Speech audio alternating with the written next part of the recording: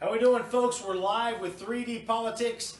Tom McKay, your host, here once again on an exciting Monday night. I've got David Van, David Oldham, and David D'Ambroso, the three most important Davids in Oklahoma. And, of course, your most exciting host, Tom McKay for 3D Politics.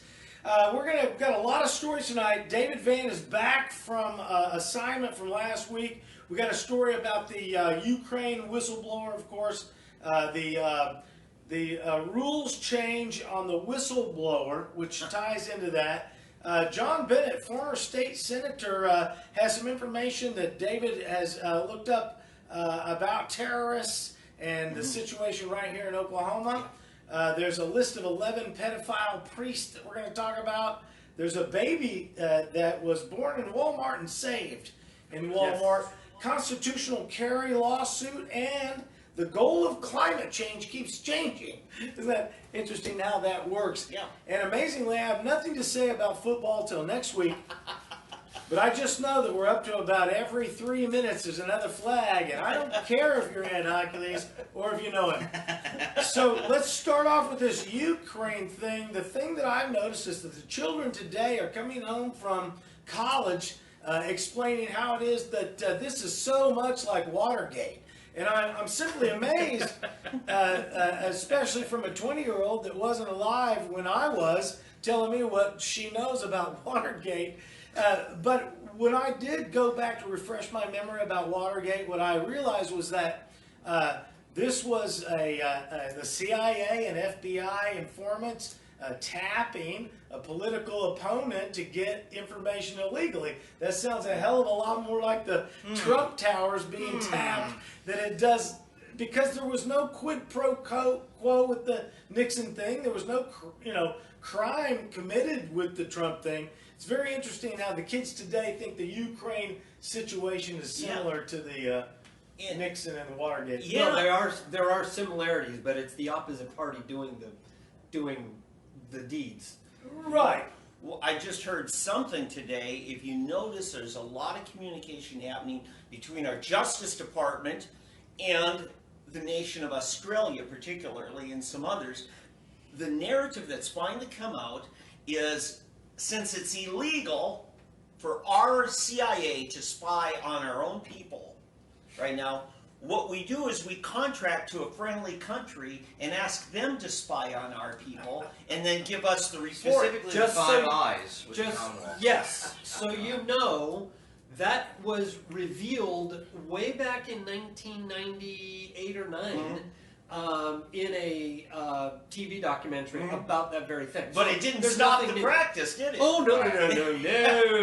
no. We've got to blame Edward Snowden for something. Yeah. But everything that he really had laid out and that we see is going on right now is exactly what was revealed back in '99. Okay, he comes out 16 years later, and somehow now it's a crime. Yeah. But I mean, it was just TV news. Right. Now, here's the problem you get. If you'll notice, I remember this happening in the early 80s. First, Maggie Thatcher comes to power, and shortly after that, Ronald Reagan comes to power, and you see this big change. All of a sudden, Pierre Trudeau is gone, and Canada, Rooney comes about. And what happens is, they spill the goods on their predecessors to their new allies. And this is what we're about to see here. If you'll notice, when Trump first came to power, he had all those globalists in Europe that were just aligned against him. And slowly but slowly, they are all of a sudden either being replaced or singing a new tune. Hey, Brexit and having a renewed patriotism for your own country is starting to take a little bit of fire. And this means that the globalists, I mentioned last week the one world government folks. Yeah. That is the socialist agenda, by the way. That's what I was talking about. It's not, just some conspiracy. Well, they've been talking about it since 1850. You said one world government, you mean this? The OW, right? That doesn't mean white power. That means one world. Okay, go ahead. Tangent here. But anyway, the whole point is that we're seeing a bit of a move and we're seeing this with Ukraine, with the new president or whatever he's called in Ukraine coming to power, Czar. and he's starting to to actually work with us and might root out some corruption. He was elected on an anti-corruption platform and so forth. And so it's actually kind of heartening to liberty lovers and people who love justice. So who's well versed on what rules they changed on the whistleblower rules? Let's let David explain that. Well, So what were they it's before? fairly simple. You What just were had to they have. before, and what did they change them to? The rules were that you had to have direct knowledge of an event, which kind of makes sense. And now they quietly, about exactly to the hour, 30 days before these unsubstantiated hearsay claims against the president have been released, they changed it to hearsay. It can be second, third, fourth, fifth hand. Okay, now, you know, in just about any court of law where litigation happens, hearsay is automatically objected to on its own grounds. That we don't know that. It's just what some rumor was repeated. Somebody said. Yes. Oh, I heard that Barack Hussein Obama is a pedophile. Well, if we're using these new rules, well, I mean, we've got to investigate him as such. I heard that he's running ISIS. Plausible. Oh, it's here. You know, I heard. I heard from a guy in the State Department that Barack Hussein was running a terror cell. I guess we have to investigate him for 2 years. Okay. Now, the other rule is that it used to pertain to staffers with the intelligence community, CIA. Whistleblowers could report on their illegal activity. It did not include the chief executive of the executive branch. Trump was never part of it. Now they're claiming, oh yeah, we can tell hearsay. Well, all about I Trump. have to say on this is something that we're never going to do. It's wishful thinking. You're not going to do it. I'm going to try to do it. I'm probably not going to do it. But we've got to listen to Saul Alinsky here and his rules for radicals the leftists have been using for decades. Make them, one of his rules, I don't remember which number, but it's very powerful. Make the other side play by their own rules. Yeah, correct. When the left talks about equality, they don't want to give you equality. They want inequality. They want equality just for them, which means more rights, not for you. We need to make the left eat this whole hearsay thing. If we're going to have these witch hunts based on hearsay, okay, let's hear it. Let's investigate the left into oblivion. All right. Yeah, one of the things I noticed to finish off this whistleblower thing is that each time the left in the last 3 years with Trump has come on with any assault, they've essentially lost because of the credibility of their witness. Each time, the credibility of their witness has fallen away. So the one way you keep from having a problem with your credibility of your witness is by not presenting a witness, literally having an anonymous whistleblower that comes out first with the hearsay, and then they add another whistleblower after that. Supposedly, Nancy Pelosi talked about this a little bit. They make up a claim, she told on herself, the Democrats, and then they get one of their allies to report on the claim. And then the claim is substantiated because they can say, oh, reports indicate. right. Well, it was all hearsay all along. It was made up. Yeah, and I think what we've got to look to, if we get to the Trump going to Minneapolis story, you'll find out there's a major problem when you change the rules when the Republicans hold the executive branch and have a different set of rules whenever it switchbacks to Democrat. You know, and that's going to go on. David Oldham, I'm going to want to find out from you, do we think there is a problem on constitutional grounds with, what do you call it, the arbitrary and capricious making up of rules, where we don't have a consistency on that? Maybe we save that for that discussion.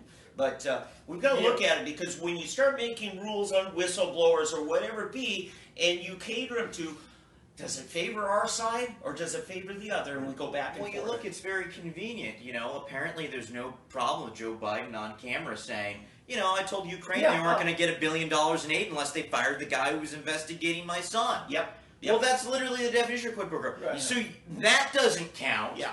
But the president simply talking to a foreign entity is grounds for impeachment. And we know what it is. Yeah. All it is this. Well, let's. Yeah. It is the Democrats doing what they always do, and Republicans are guilty of it to a much lesser extent, but it is, I want a thing to happen, so I'm going to bend the rules in reality any way I can, to the point of absolutely just breaking them in half in front of you to say, here are the rules, I get what I want. And that's what the Democrats have been doing, investigating the president and not investigating President Obama. Well, and both sides have done it. Just to be fair. Yes, I mean, let's But be one side Americans does it here.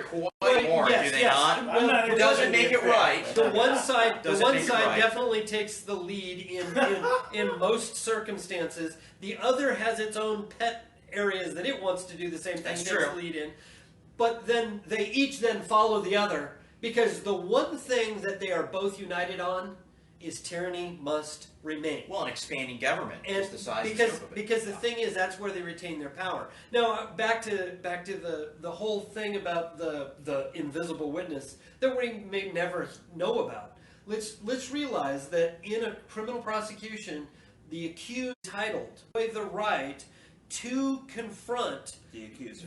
or to be confronted with the witnesses against him and to have a compulsory Now, process this is a to political, gain witnesses in his In the favor. This is a evidence, right? political trial, not a criminal trial, though. That's true. Except it still is determining criminal High crimes and and misdemeanors. So it really does. He is Do still must the have witnesses. rules of criminal law apply in an impeachment trial?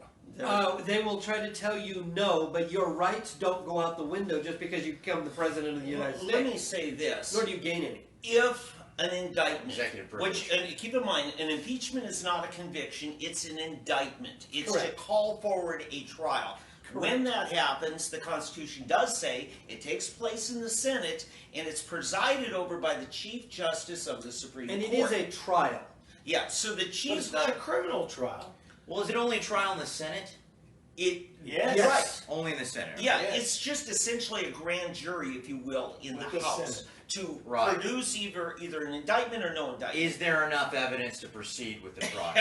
Yeah. But, I mean, Do we not like this guy enough to Yeah. try to crucify him? But it Right. is correct to say that a lot of it rests on the integrity of that Chief Justice. Well, as we have talked in the last couple weeks, Yeah.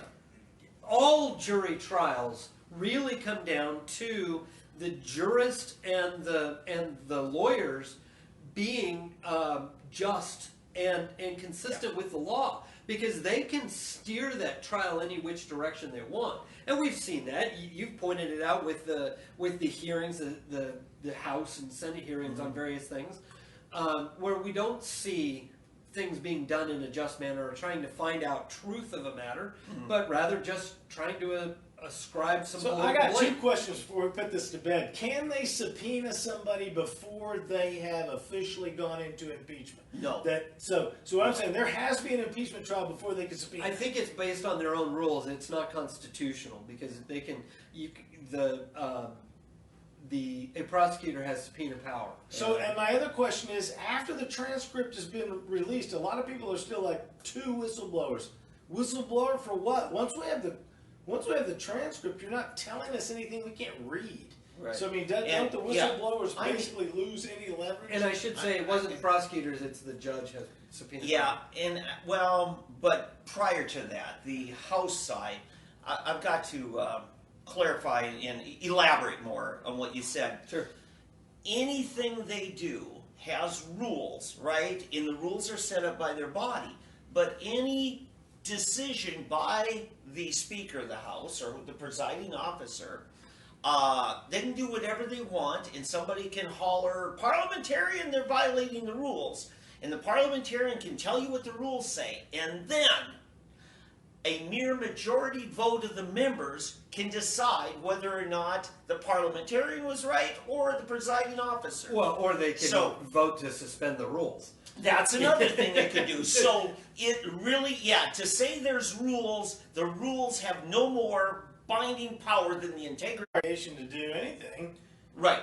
Yeah. There's not a legally binding subpoena there. There's not even a trial. But if you're going to indict him for contempt of Congress, then you can still do then that. you need to show that there was a lawful order given to him which he did not comply with. And they without would be able to do that. Yeah, I would It's think like so. a censorship too. I mean, it's a slap on the hand that they can potentially detain him for 48 hours Yeah. at the maximum of Yeah. contempt of Congress will But let's not punish kid. you. Okay, let's not kid ourselves. This isn't about a prosecution. This isn't about a conviction. This is about pure politics and throwing mud. Right. Right. Yeah. Okay. Optics. This is all about optics. Right. All it is is a pretext, yeah. When this is over, there will be another one.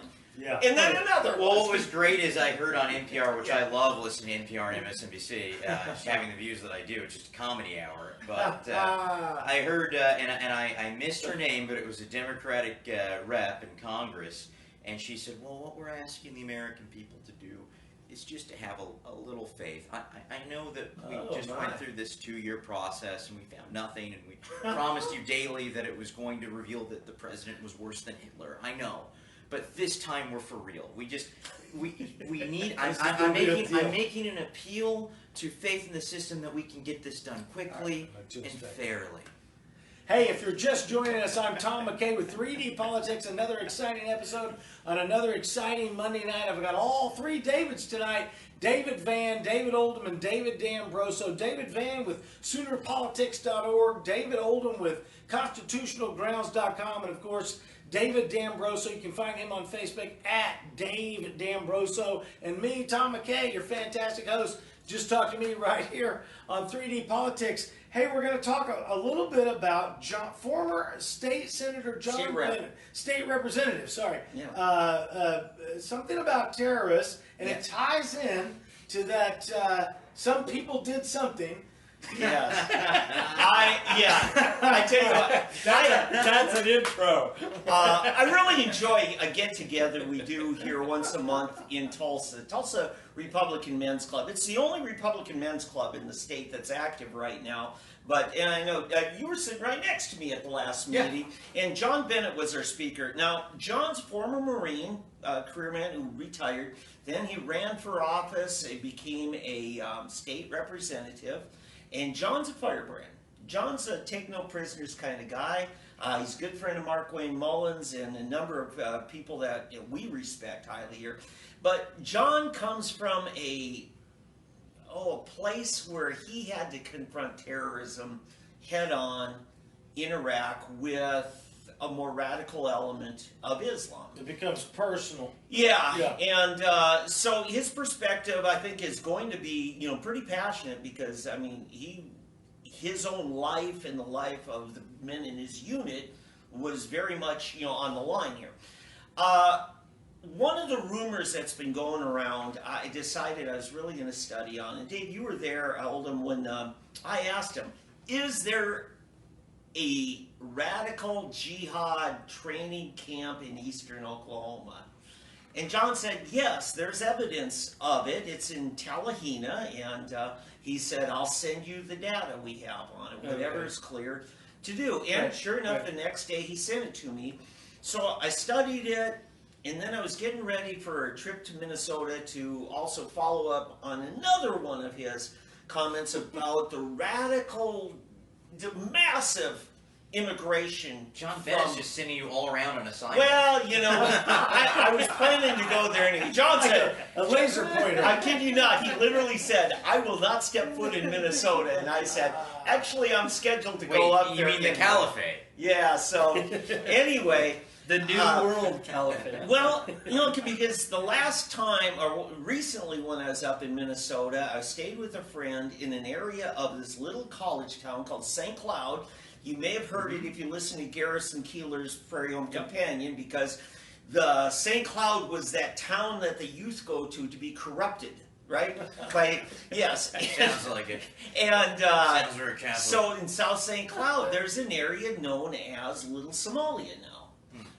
Why do they call it that, David? Because they've got, in this town of about 70,000 people, college town, there's over 15,000 Somalis brought in by the liberal mayor, Mark Dayton. I bet they have the best economic and social outcomes of It's anywhere in the say it with me, it's the largest Somali population. It's the largest saturation, I'll say that. Minneapolis has a lot more Somalis, but of course that's the like most concentrated in a small town. Yes. Yeah, it's unbelievable. Tell me, do they have flying cars yet, David? No.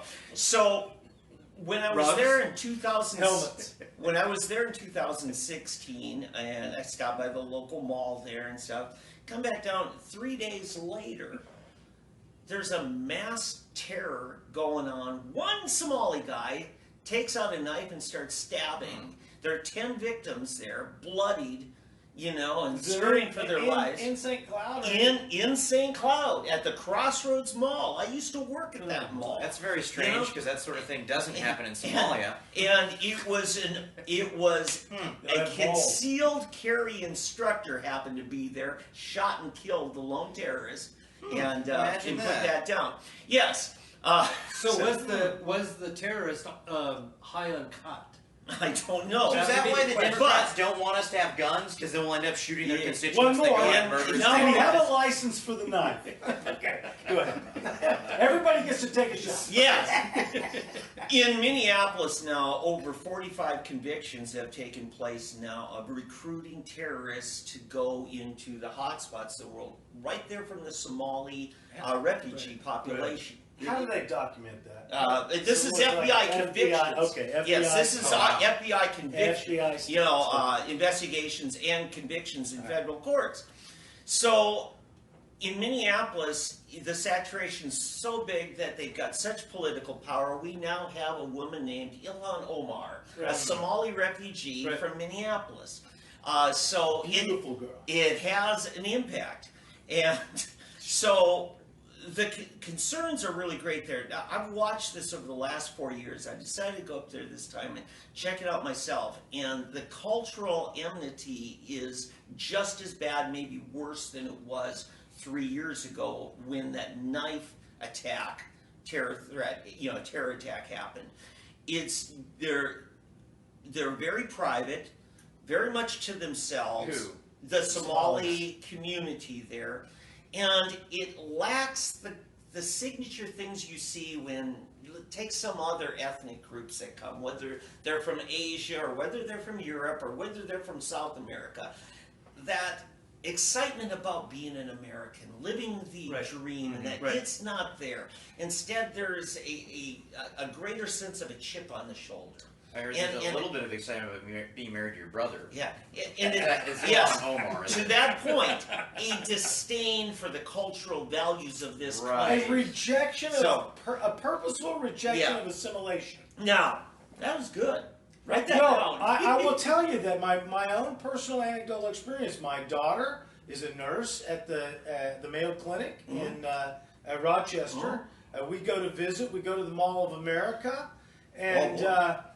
My wife, she was like, well, these people are rude. Yeah. And my daughter was like, no, it's just a cultural difference.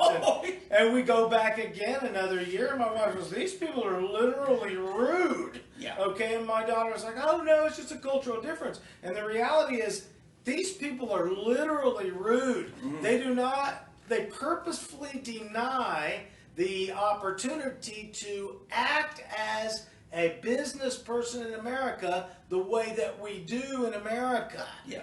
They do not do the personal touch of the whole consumerism thing.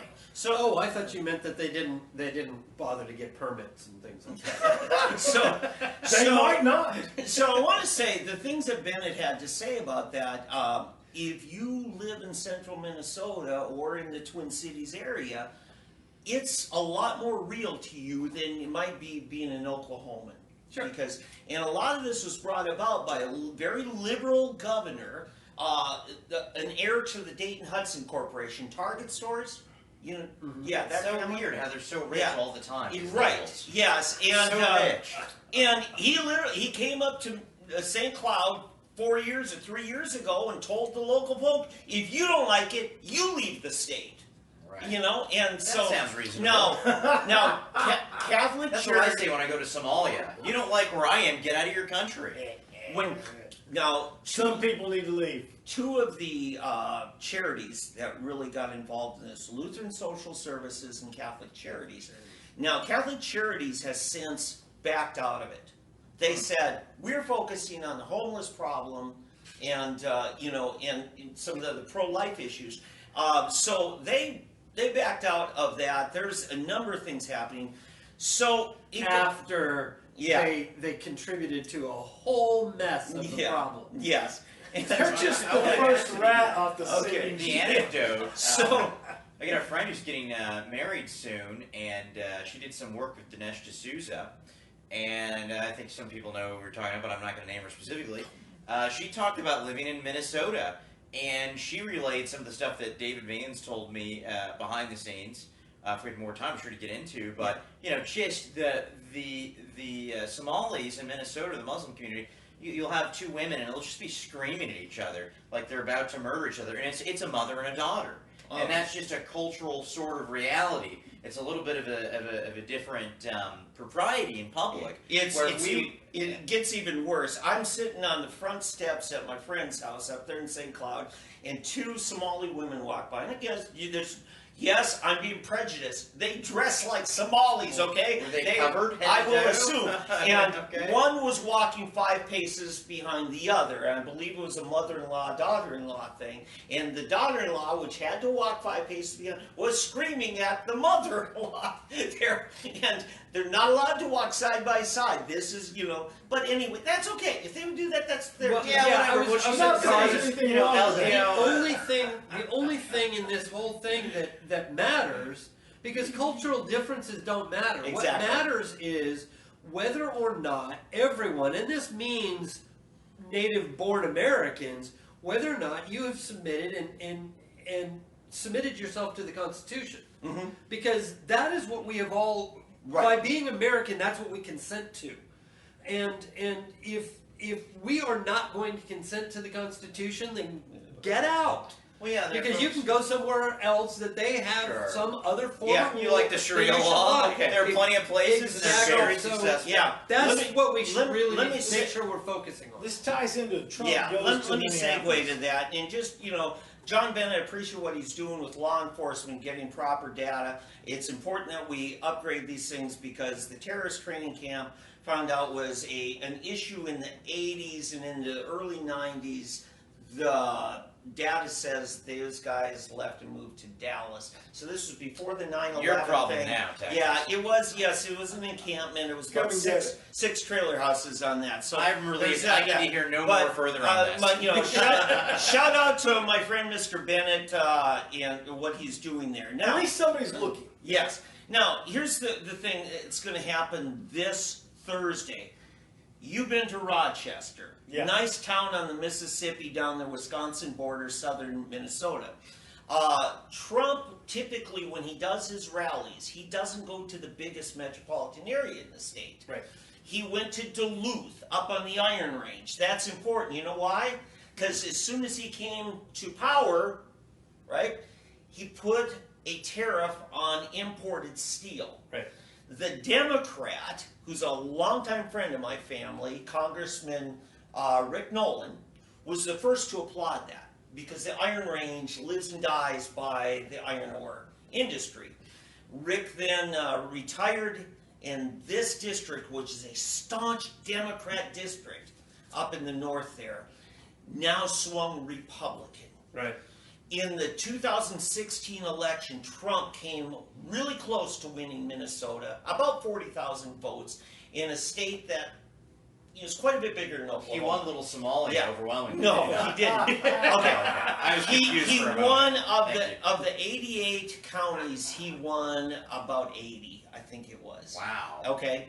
And Metropolitan areas. my home county Wow. county went 70% Trump 10 to in 1. that. But the Minneapolis area, radical liberal, had such an outpouring of support for Hillary that those 8 counties beat the other 80 counties. Okay, so Trump, In numbers. right? Just raw in numbers. raw votes. So Trump would go up to Duluth, and then he would go to Rochester. In that, much like he didn't go to St. Louis, Missouri, he went to Cape Girardeau. Right. And so he gets the country people involved, and he makes it accessible for them and a place they feel comfortable going. Until this Thursday coming up. This Thursday, Donald Trump is doing a rally in the Target Center. I love that. It seats about 20,000 right there in downtown Minneapolis. And the mayor of Minneapolis, who's always had a liberal mayor. I lived in that town. It's liberal, okay? And it's where most of the Somalis are from. It's the Ilhan Omar hometown now. And Keith Ellison. And is she actually married to her brother? I don't know. Rabbit trails. You can't legislate I'm love. just saying I heard. That's all I'm saying. I just want to know if she believes in Sharia law as it applies to adultery. And she won't answer that. Why not? She calls me a Zionist dog for asking that. All right. So the mayor of Minneapolis is heading up a protest against Trump. As the mayor of the city, he's saying, Trump, you're not welcome here. And then, now, in the past, when Clinton's gone up there or Obama's gone there to do an event, they always tell all their city employees, you are ambassadors of the city, you should put the best foot. All the police officers, we encourage you to go in uniform. Now that's no longer the policy. He tells the cops, you show up in uniform at that event, you're fired. All right. The police, yes. So the police union is now. So are they supplying police to the event? I don't know that. Now that would be contracted with the Secret Service if they're getting local support. Then they're on a contract, and that. But the off-duty police officers. Right. So Okay. the police union, which was staunchly a liberal union for all the while I've known, I was born and raised in Minnesota, so and that's what's wrong with me. So they are selling a T-shirt now, big red T-shirt with a silhouette of the state of Minnesota. It says "Cops for Trump." Right. And so I took a look at it. I was writing a story on this today, and so I go to the Facebook page for the Target Center and trying to get the details on this event. It's not on their Facebook page. They got every event. They got an event the next night, and they got events going well into next year, but they don't list this. So I said, So I write to a guy, I think his name is Corey. Well, that's who responded, I think. I said, how come you don't have that event? And he says, well, normally whoever is renting the facilities will create the event and add us as a co-host. And that's how come it shows up there. I thought, really? So you let other people write your official statements for you? Is that part of the deal? And then I said, and by the way, I see you've got a UFC fighting match event where you're the only ones listing as hosting it. And I said, so obviously you do post these things, you just won't do the Trump thing. Right. And so these are the kinds of things, and I believe the Target Center is a municipally owned facility. This is the kind of hostility you get every which way. And so I want to encourage everybody, Thursday, be watching. I'm sure there's going to be plenty of places having it Facebook Live. We need to watch it because you're going to see fireworks. You're going to see Trump taking on the big metropolitan areas, and it will not be a dull night. That's my report. Anybody touches on that? Anything else? Well, I mean, who else are the police going to support other than Trump? Because it's that famous thing the leftists are really good at doing, which is having their cake and eating it too. All of their myriads of laws that they want to enact are enforced by law enforcement. But they want to, then at the same time, whenever law enforcement acts in a way they don't like or in a way that gets negative media, they want to hate on the cops. And say the cops are the problem. They're the ones enforcing their laws. Okay, here's the dynamic that we got to watch because this could be big. Law enforcement there, which has been historically Democrat, especially the union themselves, all right, their professionalism now is being asked to be compromised for political extreme behavior by their mayor. And what has it done? It's moved them over to being Trump supporters. And I watched this all over the state while I was up there last week. The numbers of Trump supporters, and I'm asking why, and they're saying it is insane what they're trying to do to this man who's done a great job as president. Well, it's the left. I mean, it's even bigger than this. This is kind of a flashpoint in the bigger issue that the left has been anti-police for a very long time, anti-government institutions, while at the same time suggesting that we should expand those government Those very institutions. same institutions. They get to expand all of the maladies, expand the war on drugs. They get to expand. They get to create these minimum sentencing guidelines, like Hillary and Bill Clinton and the super predator thing in the early '90s, and incarcerate an entire generation of minorities, while at the same time saying, "Oh, that's bad, and I hate it," and then demanding that we expand it. It's amazing, and they never have to hold the bag for it because they control the media, they control academia. And they control most of what you see in social media. They don't mind the infringement and the abuse as long as it's their guys doing it. Yes. Yeah, but again, the people who put their career and their character on the line, like law enforcement and stuff, having to be just in the way they carry out the law, it's an insult to them. What I'm seeing on a national level is Trump is changing the electoral college map now. For years, the Republicans had to win all the South, right, in order to win. Oh, right. And the Democrats had to win the Great Lakes. Okay, the Big Ten states, right, had to win that. And they couldn't win those states last year. 3 years ago. Wisconsin, Michigan, Pennsylvania, almost Minnesota. Again, Indiana and Ohio, they all went for Trump. And now they're about to lose Minnesota. They might be down to Illinois and New York. Right. And that's it. Yeah. So this is... I'll predict right now, I predicted before, Trump will win by a larger electoral landslide, larger one than he had before. And I think it's funny, as an aside, with this Mitt Romney stuff, of course, he's the kind of worthless rhino that we need to purge from the party if we ever get the opportunity. But Trump got 2 million more votes than he did, and he got several more states than Romney got. So, I guess Trump's turning the narrative around saying impeach Romney, but that's interesting. Romney's mean to dogs. That's Well, all I have friends in Utah who would probably agree with that. So Romney probably gets along with the little small guy. We've got about 3 or 4 more stories to go before the evening is over here with 3D Politics. I'm Tom McKay, your host. I've got David Van, David Oldham, David D'Ambroso here, talking all things politics here in Oklahoma. We're going to move on to, do you want to do the theological stuff or constitutional carry? The theological. Well, it's basically, we've got this list of 11 pedophile priests. Oh, yeah, let's talk about that stuff. Just 11, Tom? Well, 8 of them are dead, so it's time to get them in trouble. It's not like they can get out of it. Life is eternal.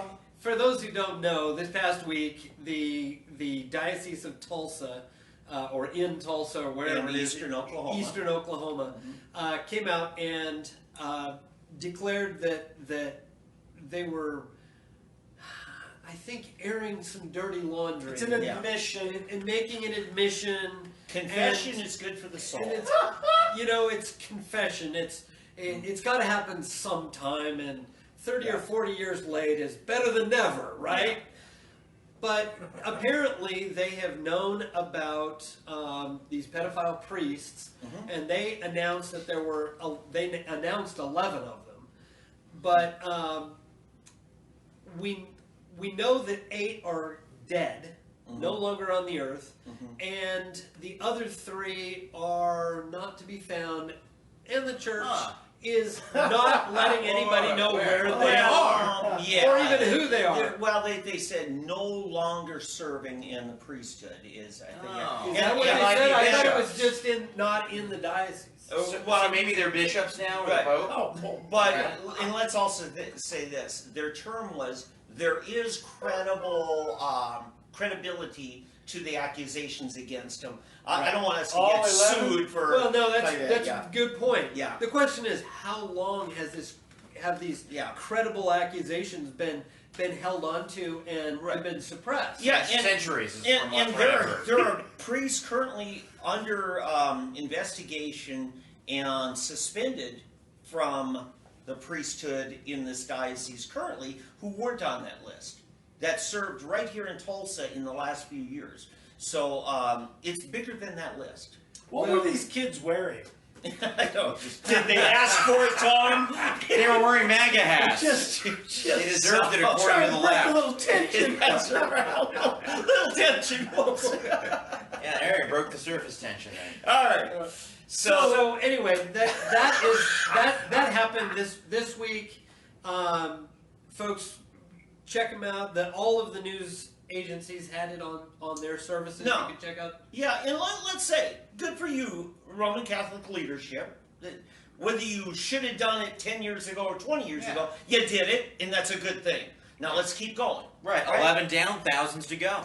I mean, it just listen. I've known a lot of great priests and nuns. Okay, there are.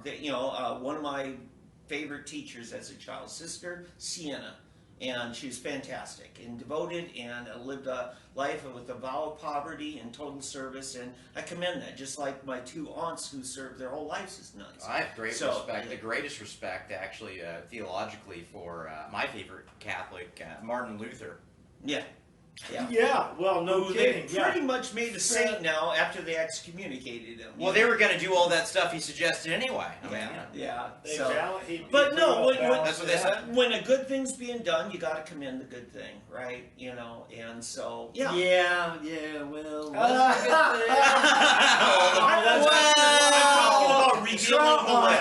Well, revealing that list. It's you're not going to get closure without bringing it. And I know it's better than doing nothing. We can hope. Well, you can also be very, very sly and deceptive about doing it, and that's worse. Than look how cynical you're. We're asking for a little faith. There had to be 1,500 years of good works by the Catholic Church before Martin Luther could come along and balance it out. Okay. So I mean, he could have done anything without Martin Luther. So the point is, he furthered, like you said, he was a Catholic. He furthered the Catholic. Actually, do you know what Martin Luther's complaint was? Well, there are about 88 of them. The wafers were no, actually they weren't. 40 theses. They were not Catholic enough. Yeah, the Pope was a heretic and not Catholic enough. That it was. It's a crime against the Catholic. He's a super Catholic. Right. But let me say this. If the Methodist Church had been around 2,000 years, they'd have a much longer list of scandals. And I'm just going to say, this happens with all denominations. That's fair. Well, especially when they force their men to be asexual. No, and that's just. Do you know? And it was actually my younger brother who studied for the Catholic priesthood told me it's only been in the last about 600 years that they've required celibacy. Really? Yeah, and so they've been, they're an evolving church, and truth sometimes gets evolved with it too, It just really galls me what they did to the Bible in the 3rd century and just adding all this stuff in there that was never in there before, the practice. Yeah, and again, you're free to have your views on that, just like they're on theirs. But when 600 years of celibacy?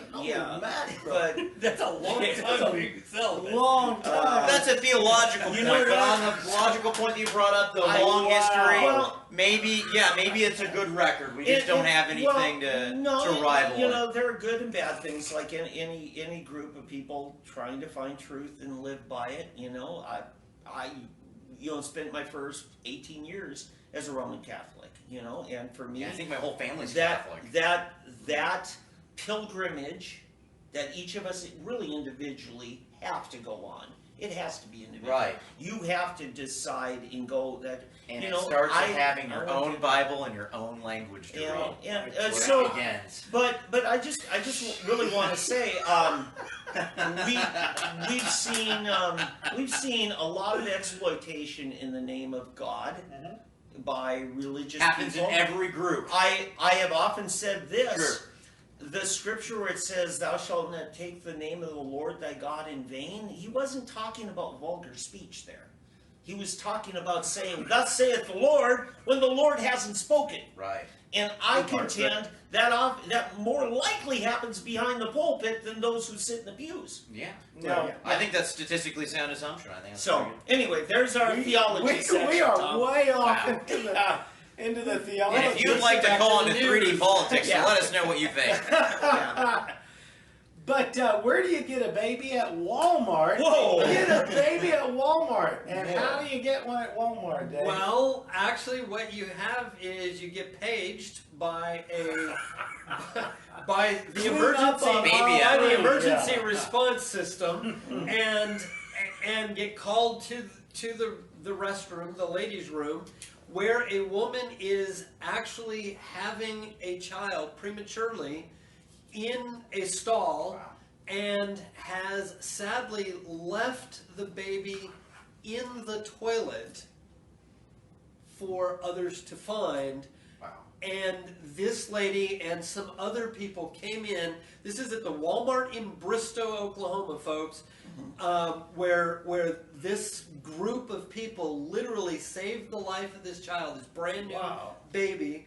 She described them as seeing feet under the stall, a woman, and then a blood, and a woman standing there with umbilical hanging between her legs, and then she saw the baby, and they went to work on the baby, saved the baby's life with the help of EMS, who got there pretty quickly, but they had to keep working and trying to resuscitate the baby and warm it and everything else for several minutes before EMS got there and before the baby took its first breath and let out I a think we cry. can all agree that they were doing the Lord's work. Yeah. No debate That there. would be no Good debate. day, Joe. And so, yes. so we have a very courageous group, and sadly, the only one who seemed to be unaffected emotionally by the whole scene was the mother. She declared that she didn't want the baby saved, that she was going to have it aborted anyway. Well, luckily, she didn't have the baby in Virginia. Otherwise, she might have had her Yeah. way of giving She probably Democrat could have Governor Northam. shoved its head under the water, and everything would have Yeah, been that was copacetic what for was her. amazing was when they went to save the baby, she said, "Oh, don't worry about it." The mother said, "Don't worry about it. I was going to abort it anyway." Correct. Oh, in that case, what? Yeah. What? Yeah. Right. And So what more do we know about the mother? Background. I have found out nothing. I frankly don't much care. It's a general devaluing of human life. Apparently, there's nothing that registers in her mind that there's any value to this human being. Well, we That's- know we that do- she's been nominated by the Democratic Party and Greta Thunberg and AOC for a humanitarian prize, saving the planet, attempting to, before mean conservatives I came in think she and has ruined it all. family. I think she has other children. I think this was a later child. I think she has at least one or two Dear God. from the one article that I read. I hope they throw that a was in parade there. for those first responders and those employees. And Yeah. That's the point. They are heroes. And Well, yeah. happen to be in the right place at the right time. And there has to be a criminal prosecution on this. There's no doubt. There should be. Well, Yes. well, there must be. What And- law has she broken though? Because she had the. I mean, Well, child obviously, endangerment, obviously her attitude is child awful. endangerment. attempted If murder. the I mean, you know. if the baby was actually drowning or Yeah. was being made cold, it could be. Well, couldn't she argue? I mean, this was not attempted planned. murder. She was not planning to perhaps have Yeah, the but child she in did. the stall. She gave absolutely no aid to the child, and outside of the abortion chamber, that is illegal. As soon as you Oh, step I into thought the the laws abortion were chamber, all of a consistent. sudden you're in a vacuum chamber, and everything can Yeah. that's illegal anywhere So else. she for doesn't anybody have else can equal become rights legal. as an abortionist would Okay. have. Here's my question. Right. Correct. Okay. Actually. That makes sense then. Do Buzz, we correct. Okay. Do we blame the governor of Virginia for being complicit in that death by encouraging it publicly? Well, yes. I yes. wouldn't, but I could see how someone reasonably No, could. No. Yes, People, yeah. absolutely. I Blood could is see on the reason. blood is on his hands for every death that happens afterward, because he could have done something about it. He is to blame. Mhm. He is part of the conspiracy. He's part of the whole cabal who is orchestrating this and making it happen. Yeah. And it is a criminal organization. It is a Yeah. criminal enterprise that they're running. They're just doing it with uniforms and badges and Right. color of law. and this is where I think we need to have a discussion about what do we, the people, do when government usurps its authority, doesn't do what they're required to do on the I think flip Dan side. Fisher has a solution with the Christian Party. Is that the case? Don't know. So, Okay. but what do we as the community, as what do we have right to do? Right. We frankly have not lost any of our rights to act as a community and punish murderers. We have not. There is nothing that says only they may do it. Now, only the people. Let me clarify. When I said the governor of Virginia, he was one who called for what we're supposed to do when somebody's having a baby they don't Correct. want, and he went into great detail. It was on a radio program. Right. Baby is to be comfortable, right. and a discussion would occur. So here's what I want to say.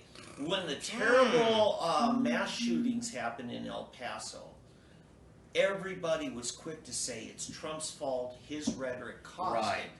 Now, if they can find some kind of a narrative that somehow Trump encouraged this, I've not seen it, but we clearly see the narrative between the governor of Virginia and Right. this woman Yes. in first. And that's the only reason I wouldn't make the claim that he was responsible in any way for it, because I abhor it so much when the left uses this tactic, as a club against the right. Well, every bad thing that happened, I can find some, removed, 17 times removed, 0.0001% relation, analogous to what has occurred with the conservative. Oh, you once had a graphic on one ad that had a target on it. Except Therefore you want genocide. It makes no sense at all. Big difference here. The governor of Virginia directly called for murder. That's true. Okay? No. The connection here can be much better made. Possession No of argument. guns is at least one step removed from somebody misusing those guns. Absolutely. The fighting for the right to possess guns is completely different than You know, fighting and for the there's- right to murder. There's no question that you could more rationally make the connection between Governor Ralph Northam, the blackface wearing, of course, racist Democrat, abortionist, genocidal maniac, okay, and some lady trying to murder her baby in a stall. Absolutely, logically. I just prefer not to say that anyone else should have my view. I'm not proselytizing the view. I don't engage in that sort of thing. Doesn't mean that you shouldn't. It's far more logical to blame Ralph Northam for this than it is to blame President Trump for any shooting or gun owners. Whether for or any not shooting. she knew anything of Northam is another matter. If you want to blame Northam, the real thing is Northam has done worse than nothing to change the discussion and bring about justice. Yeah, he for said the, that born for the children weakest should among be us. executed potentially. Yes. I don't think we can say that enough. I mean, if you're not outraged by that, are you even human? What is wrong with you? Yes, It's that's the question. inciting violence is what We've had 40 or 50 years of dehumanizing the population to where babies are not human until we call them human, in the same way that they decide whatever they want is going to be whatever they want. and- They called uninsured insured. They called insured uninsured. My question to the children has always been: if you call the tail of a dog a leg, what is it? If you're a Democrat, And watch if- out, AARP card if you- holders. The Democrats are coming for you next. The answer is, if you call the tail of a dog a leg, it's a tail until you try to walk on it. I got to tell you guys, you might have seen this. Alexandria Ocasio-Cortez holding a town hall meeting, and one yes. of Ralph Northam's senators gets up. How long? One of her supporters praising her. Okay, how long did it take those people to realize they're being punked? Right? Well, Because that narrative is so real now. Because the narrative is literally what they believe. If they had a problem, look, Democrats are the group on earth with the with least scruples about standing up and yelling at you if they disagree with you. The least scruples Right. at all. And So did this you lady know- goes on about how they should be eating babies and how Cortez is great and how her Green New Deal is great, but it doesn't do enough because we're going to be done. And no one, no one said boo against this lady, suggesting unironically to eat babies, Jonathan Swift style. They were in on it in the sense that that is literally what is being propelled. And I mean, if you don't see how quickly, how geometrically the Overton window is shifting left. Yeah. How they're shifting, oh, we should have carbon credits 10 years ago, to we should ban meat in industrial society, to eating babies, because that is actually where we are right now. And right. This is my issue, is Cortez did not repudiate it. Right. She would not go there. Because the left is always going to push the window further and further. There is no end. Right. Yeah. It is always about going to undermine society. Well, the end is destruction of humanity. No, progressivism is actually, it's inherently very anti-human. If you'll remember, now this goes back to 2008 when McCain was in the fall campaign against Obama, and a guy gets up at a town hall and says, "Why, I can't vote for Obama, he's a Muslim." What did McCain do? He says, "Oh, no. He's a fine man," and he says, "I'm not going to allow that to be said about Obama." Right. Okay? Because why? On the conservative side, we know that our credibility depends upon us being reasonable. You know? And the problem is no one cares about reasonability, as it turns out. Well, the problem is that I had a problem with McCain and what McCain did. What is McCain speaking for Obama for? No, that's that's the question. A fair thing. I mean, right. Unless he knows something, he has the inside. Right. Yeah, what would be more reasonable for McCain to have done would be, I agree, is to say, well, I have no knowledge to that end, sir. I cannot say if he is or isn't, or I have no knowledge of what anyone's internal beliefs are in their heart of hearts. Yeah, McCain went too far into being his apologist, and I agree with you on that. McCain really lost it there by not holding him to account. You always want to show the contrast between you and your opponent, not the 80% you agree on, it's the 20% you disagree on is why they should vote for you. Well, but here's the thing, and it comes down to this reasonableness. I deal with this with the vaccine folks, who want to get away from being anti-vax and not, being an anti-vaxxer, and I am just the opposite. I'm going to wear that. I'm 30 plus years without vaccinations and anti-vaccinations, and it's, I don't care what anybody else thinks about reasonableness. Well, because that's all arbitrary. Somebody else's idea of what's reasonable is I'm not going to chase them. The point is, where's the truth? Well, the truth is, this is what I have, and I have rights, and you don't have the right to deny me those. Jonathan Haidt, I'd encourage everybody. He's a liberal to the left of Bernie Sanders, self-avowed.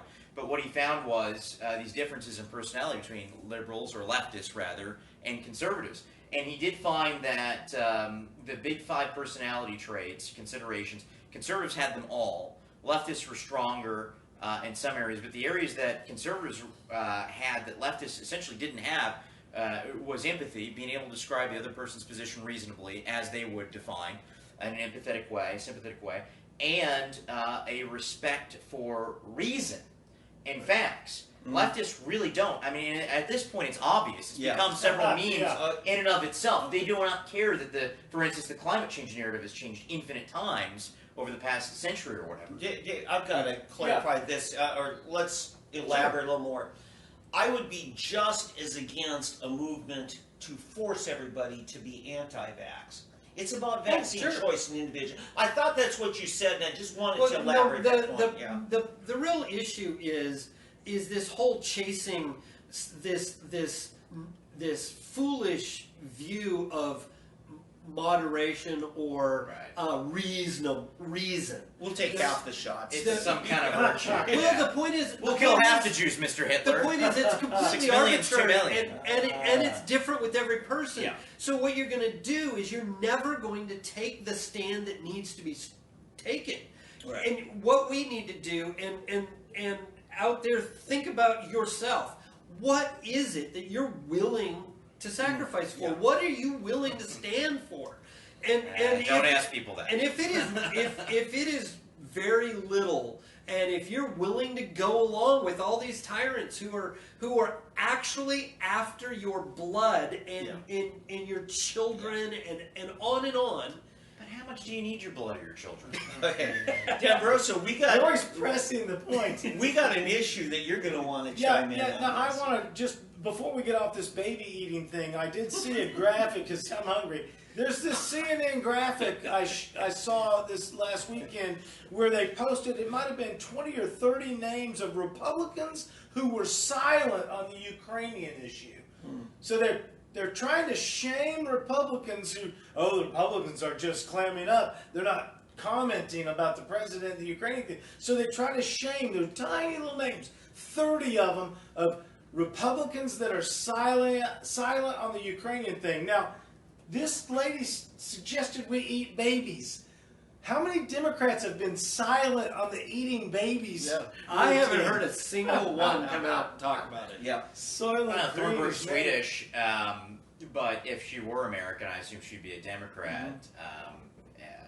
She suggests that we should eat babies.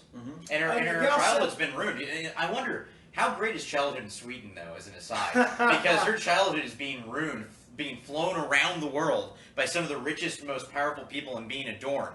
Her childhood must have been phenomenal in Sweden for this to be ruining her childhood. You're standing there at the maternity ward in the hospital. It's like a buffet. How dare you? How dare you? How dare you deny me my Oompa Loompa? Oh my gosh. Which one is yours? Is that delicious little Frankfurter right there? I'm hungry. He's from Frankfurt. Well, enough about eating the children. I think we got one more concealed carry, right? And we got the global climate goal is That changing. should be an ongoing thing. I know before we get into that, I just want to reiterate so many times that we have lower carbon emissions right now in the United States than we had any time under Obama. And there are more trees that exist right now on the planet than any time in its history. Right. All right. Constitutional carry. Yeah, this came up today. As you It's a guys lawsuit. remember, the first bill that Governor Stitt ever signed as governor was to return our right to keep and bear guns, right, handguns and stuff, without a bunch of paperworks and kissing a bunch of sheriff's feet and going to more classes and everything. It says, hey, it's the right to keep and bear arms. So we got that passed, and then they waited till, like, the liberals waited till August, fundraising season, I guess, to say, you know, we're against this, and they tried to get 59,000 signatures to put it on the ballot. 2 weeks, right? Yeah, and that's the lowest number for any of the initiative petitions is referendum petition. Right. They got 37,000, and then even those, we don't know how many of those are accurate. Or Plus, actually legit, there was a lawsuit saying they were all illegitimate because the instructions on there were full of lies about whether or not you could carry on a state university. Right? So all those things. Now, with, guess what, 24 more days before it becomes law. Less than 4 weeks from today. He's drooling over there. I already have a permit. Yeah, he's already. I already paid for permission. He already licked the Been carrying a sheriff's gun for boots. years. I know it. So, anyway, Representative Jason Lowe filed lawsuit today to not only throw it out, but also have an injunction to stay on this under the grounds of the single subject rule. Evidently, your right to keep and bear arms are two separate subjects, right? That's not his actual argument. I know it. But they said, they go down through the list of everything that is changed by this basic change in policy that says you don't need a permit in order to do this. And because everything else stays in place, it's just saying we don't need the permit, and you got to flesh these things out. So by fleshing it out, all the little details, so that you don't have the statutes contradicting each other, it still has to do with your right of self-defense and to keep and bear arms. What two issues is he claiming? Arms. Okay. Well, he says your right to, to own your. He goes through a bunch of them. He says, that sentence is different from this sentence, and each sentence has its own subject. Therefore, Is there a judge actually sustaining the indictment? No, he filed it today. Okay? And now, the Supreme Court of Oklahoma has had a history of throwing out laws that the left doesn't like on the single subject rule. Right. Keep in mind, there's only 7 justices right now. 2 have left the bench. Well, I'll let them know that we're going to throw them out if they throw the Constitution out. Yeah, so we've got that going on, and that just happened today. Monday's usually a big news day. That's why I like us doing the show on Monday night. It makes it terrible for Tom to plan because half of these things on the list weren't here this And morning. let us know at 3D Politics right here in the comments. Let us know what you think about Jason Lowe, because he is a state representative who swore to support, obey, and defend both the constitutions of the United States and Oklahoma. And So, Lowe in the so legislature. the question is, what should he? Is that not perjury when he is also a lawyer, sworn to uphold the law and the Constitution, Sworn to pray to the bar associations, actually. and knows better, or has no excuse not to know better about our fundamental law? What should be done to Jason Lowe for these kinds of acts? And why is it tarred and feathered? I've got It sounds like I've I wanna know got a what you question for you, Representative Jason Lowe.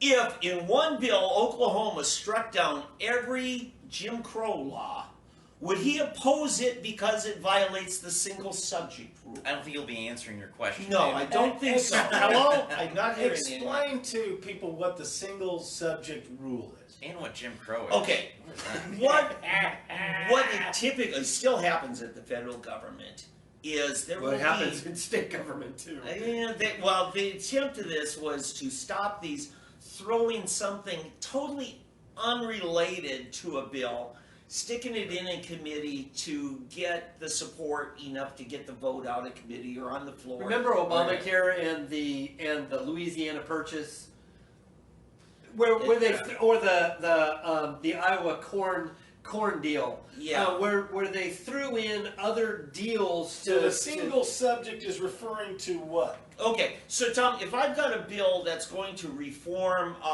the foster care in Oklahoma, Okay. and I decide to throw in a statement on exhaust emissions, has nothing to do with foster care. That's a violation of the single subject. Because you it's- increase the number of Oh, birth okay. defects with Right. exhaust. So I think an attorney can make the Okay. argument anyway. Right. Now, here's... Right. Someone could. No. So the If you single wanted to. subject, No, the single no. subject law says you keep this law within this single subject. Right. You're not going to add other things. Okay. Right. If you're talking, a whole bunch of different things involving So different Lowe, agencies. is he clear at all on how he thinks constitutional carry addresses more than one subject? Yeah, he had a little bit of press conference today. I put Sooner Politics has the article. I put it on 3D Politics Live tonight. You can check it out on our Facebook page Good. or at SoonerPolitics.org. Okay. Includes, it's a good video of him and his attorney. What I want to say, because everybody's going to ask, wait a minute, when they pass that omnibus budget before they die, that's not single subject. Aha. That is actually the carve-out in the single subject statute. They says, unless it's a appropriations bill for the agency, they said, that's fine. Funding all the agencies in one budget, that's okay. Right. So that's, it in a nutshell. But they can't go outside of appropriations and bring in other pet Right. projects that people want. Hey, if I Yeah. get you your bill here done and we bring it into this one, then you'll give your vote, right? Yeah. It does away with that. Yeah, that kind similar of to- log rolling. It's actually, Line log item. rolling is the other term you'll hear. It's the same thing. But here's Okay. what happens, and this is actually a good reform if our courts will respect what the spirit of the law spirit of is. the law, Because you don't want people selling their votes, saying, if you'll include this, I'll do that. Right. Things like, well, I'll agree with that budget if you increase the highway speed limit. Well, and that's Or, exactly something why I brought up the Yeah.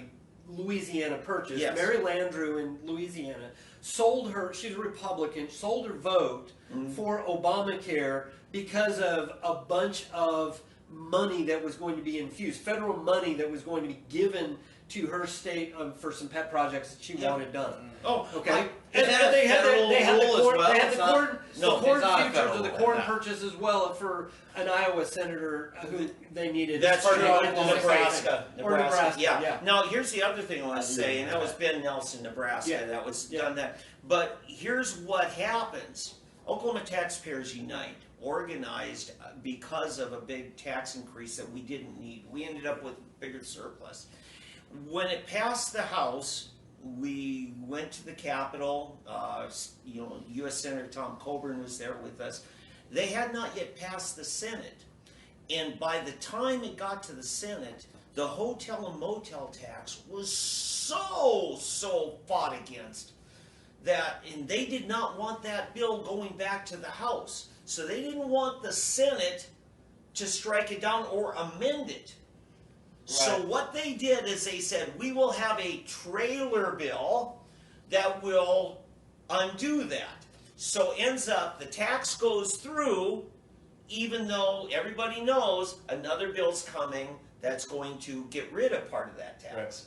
Right. So it doesn't violate the single subject rule when you have things in there and people want to change it, and you say, we will run your bill next to get you what you want. Right. We just won't put it in this. And there's good precedent in our history to do that, because that's exactly how the Constitution got ratified. Yeah, was all on the promise that there would be a Bill of Rights. Right. Yeah. So that sort of thing, that's a different sort of thing. That's not log rolling. That's not the selling of your votes. That's not the earmark. What everybody called earmarking, which really was log rolling. Earmarking can be good or bad. Yeah, it can. If quite frankly, a lot of the problems we have is because there aren't earmarks. Exactly. Which is one of Mark Wayne Mullen's points. Yes. Yes. And so Kevin Earn's in support of earmarks as well. Well, because Congress is to be the legislature. Congress is supposed to be the one who dictates what the money is supposed to be spent on. And when you don't have earmarks and you don't have those points, you can spend it on this and nothing else, then what happens is you get it just spent on whatever. Well, here's what happens in Oklahoma. In another term that's used, means essentially the same thing, is line item budgeting. Correct. What we have done in Oklahoma has been really horrible. It was just basically a derelict of duty by our legislature to have oversight over our agencies. Right. And so because they won't do line item budgeting, they won't do earmarks, the only way they can be assured that the things that people really need are going to happen is to so fully fund those agencies that they have no excuse not to. And that's really what's been going on. Except for their massive waste and corruption. In fact, as a result to the contrary, the agencies are not dummies. They know that if they just withhold implementation of the real important things, next year they'll get even more money. Right. Which to pay their friends. And that's not just in Oklahoma. That is around the nation. That's why you always see police, fire.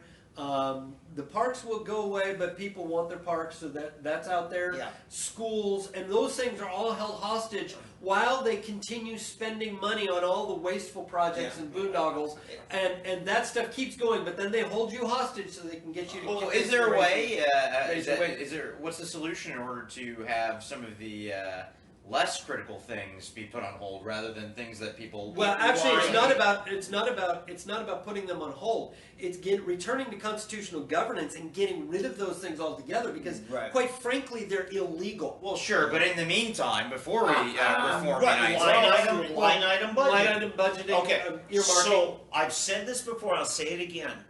The teachers of Oklahoma will never get paid, I'm talking about public school teachers, what they should, because the administrators need them to stay hungry enough to go pick at the Capitol. Correct. Because what happens is the school districts just get this lump sum money. Now they do get mandates with it, but the administrators first pay themselves. And then they'll decide. And then because they can't, and this is going to ring a bell with you, because they cannot get people to work for the wages they're willing to offer, they declare there's a teacher shortage.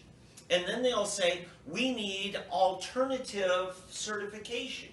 All that means when your district has to go to alternative certification, cheaper teachers, means we're not willing to pay for a fully certified teacher, so we're willing to let your kids sacrifice a quality certified teacher, as though that means anything, and we're going to give them one who's not. And then followed up by crying and whining that we don't have certified teachers. Right. When you just created the problem yourself. Yes. In fact, I think it's Jenny Graham wrote an article for the Tulsa World opinion piece that I'm going to touch on next week. I think it's ridiculous after 150 years of public schooling in the government that Deborah Gist has to have a survey to figure out what values are important to families. I mean, you haven't got that figured out yet? What is valuable to the family? Is that survey that's going around? Yeah. Oh, did you read that survey? It's ridiculous. Absolutely There's nothing in there actually about what you should learn. Yeah. I mean, there was nothing. It was Should be the absolutely priority. ridiculous. Well, she's an East Coast educator. That's what she is. And who are her top administrative staff? All East Coasters. Well, and it's a classic leftist tactic, and we know that bureaucrats overwhelmingly, even in red states like Oklahoma, they're overwhelmingly Democrats or leftists. And it's having their cake and eating it too. They create the problem and they sell you the solution to fix it. They're responsible for the problem, and they're responsible for a continuation of the problem because they are the ones that primarily benefit from it. They use it as leverage for their next proposal and their next pay raise. I think we're cutting out of here unless we're going to do one more subject, or we out of here? No, just want to say David D'Ambroso for Broken Arrow School Board. Oh, there you go, yeah. No. Don't run for an illegal post. Listen to this guy. Yeah, Hey, I'm Tom friends. McKay, your host for 3D Politics every Monday at 7 p.m. All three of the most important Davids right here in Oklahoma.